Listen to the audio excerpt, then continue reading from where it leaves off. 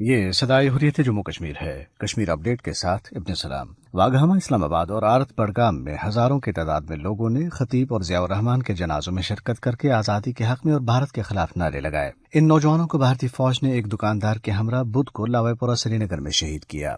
قابض انتظامیہ نے انڈین ایڈمنسٹریٹو سروس کے سابق افسر اور سیاستدان شاہ فیصل پر کالا قانون پبلک سیفٹی ایکٹ لاگو کر کے انہیں حراستی مرکز سے دیگر مقام پر منتقل کر دیا۔ وزیر اعظم پاکستان عمران خان نے کہا ہے کہ سارا پاکستان مقبوضہ کشمیر کے عوام کے ساتھ کھڑا ہے۔ میرپور میں آج یکجہتی کشمیر ریلی سے خطاب کرتے ہوئے انہوں نے کہا ہے کہ عظیم کشمیریوں کو میں پیغام دیتا ہوں کہ ان کے لیے بڑا اچھا وقت آنے والا ہے۔ مودی کی حکومت کے بعد انشاءاللہ کشمیر آزاد ہو جائے گا۔ یوم یکجہتی کشمیر پاکستان کے علاوہ امریکہ، برطانیہ، Germany, Belgium, Norway, Sweden, Japan, سعودی عرب، عرب امارات، عمان، Pakistan, Uzbekistan, Malaysia, Bangladesh, Indonesia, Thai land, Nigeria اور جنوبی افریقہ سمیت دنیا کے دیگر ممالک میں منایا گیا۔ اس سلسلے میں دنیا بھر میں قائم پاکستانی سفارت خانے خاصے متحرک نظر آئے اور انہوں نے سیمینارز اور کانفرنسز کا انعقاد کیا۔ یوم یکجہتی کشمیر کے موقع پر برطانوی پارلیمنٹ میں منعقدہ کشمیر کانفرنس کے دوران کنزرویٹو پارٹی کی اکثریت نے بھارتی وزیر اعظم سے کشمیریوں پر مظالم بند، لاک ڈاؤن ختم اور انہیں حق خود ارادے دینے کا مطالبہ کیا۔ کانفرنس میں 50 ممبران پارلیمنٹ نے شرکت کی۔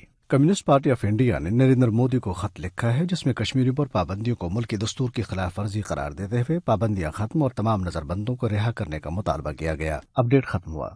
پاکستان نے 5 فروری کو جس جوش و جذبے سے حریت پسند کشمیریوں کے ساتھ یکجہتی کا اظہار کیا اور ان کو اپنائیت کا احساس دلایا، وہ یقینی طور پر کشمیریوں میں ایک نئی روح پھونکنے اور تحریک آزادی کو جلا بخشنے کا باعث بنا ہے۔ اس حوالے سے سنتے ہیں جموں کشمیر اتحاد المسلمین کے نمائندے اور حریت کانفرنس آزاد کشمیر شاخ کے رہنما میر طاہر مسعود کی گفتگو۔